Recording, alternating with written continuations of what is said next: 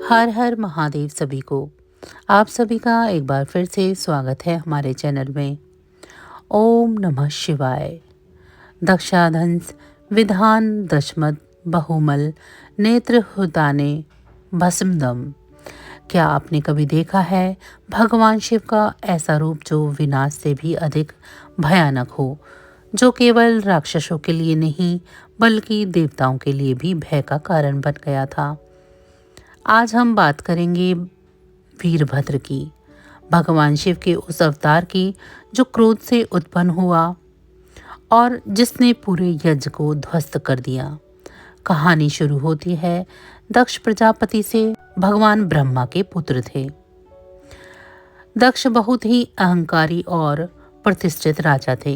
उनकी पुत्री सती भगवान शिव से विवाह करना चाहती थी, लेकिन दक्ष को यह विवाह पसंद नहीं था।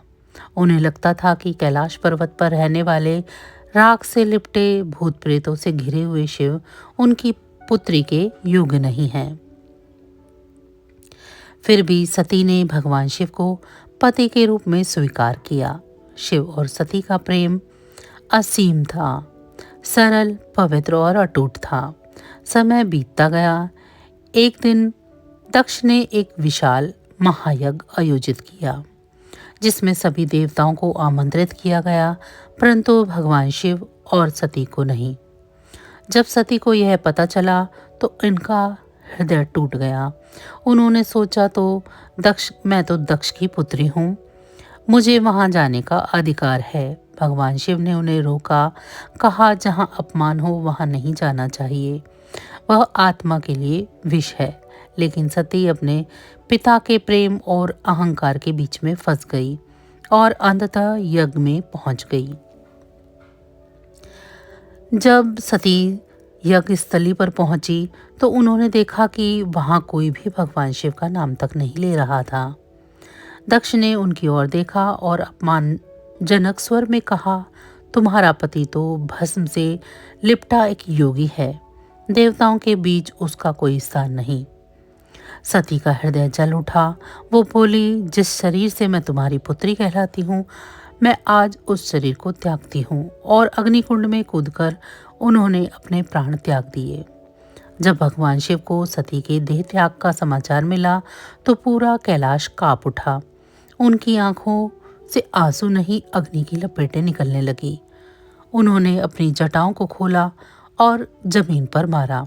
उसी क्षण उनके क्रोध से उत्पन्न हुआ एक भयानक योद्धा, वीरभद्रम। वीरभद्र का शरीर अग्नि के समान धधक रहा था। उनकी आंखों में ब्रह्मण्य तूफान था। भगवान शिव ने आदेश दिया, जाओ दक्ष का यज्ञ नष्ट कर दो। श्रीमवी दक्ष ने वीरभद्र को रोकने के लिए अपनी सेना भेजी, परंतु वीरभद्र जहां से भी गुजरते वहां अपने पीछे एक भयानक दृश्य छोड़ जाते। वीरभद्र तूफान की तरह यज्ञ स्थल पर पहुंचे। देवता, आरश और यज्ञ में उपस्थित सभी डर गए। वीरभद्र ने यज्ञ मंडप को चीर डाला, देवताओं के रथ उलट दिए और अंत में उन्होंने दक्ष का सर काट दिया। पूरा यज्ञ स्थल राख बन गया, क्योंकि यह सिर्फ बदले की बात नहीं थी, यह अन्याय और अहंकार के अंत की घोषणा थी। परंतु जब भगवान शिव स्वयं वहां पहुंचे और उन्होंने दक्ष का शरीर देखा, उनका हृदय करुणा से भर गया। भगवान शिव ने दक्ष को पुनर्जीवित किया, पर उसका शरीर उसके कर्मों का स्मारक रहे। भगवान शिव ने दक्ष के सर की जगह बकरे का सर लगा दिया।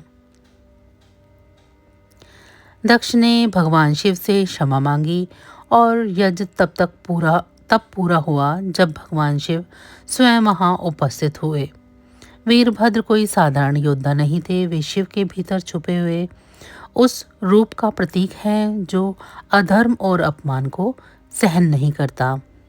वीरभद्र आज भी शक्ति, निष्ठा और धर्म के प्रतीक माने जाते हैं, जो केवल विनाश नहीं बल्कि न्याय का पुनः स्थापन करते हैं। और उनका अस्तित्व याद दिलाता है, भगवान शिव शांत हैं। केवल जब अधर्म बढ़ता है तो वही शांति वीरभद्र बन जाती है। तो बस आज की जानकारी इतनी ही थी। फिर मिलेंगे हम आपको ऐसी ही किसी अन्य वीडियो के साथ। आप सभी का बहुत बहुत धन्यवाद।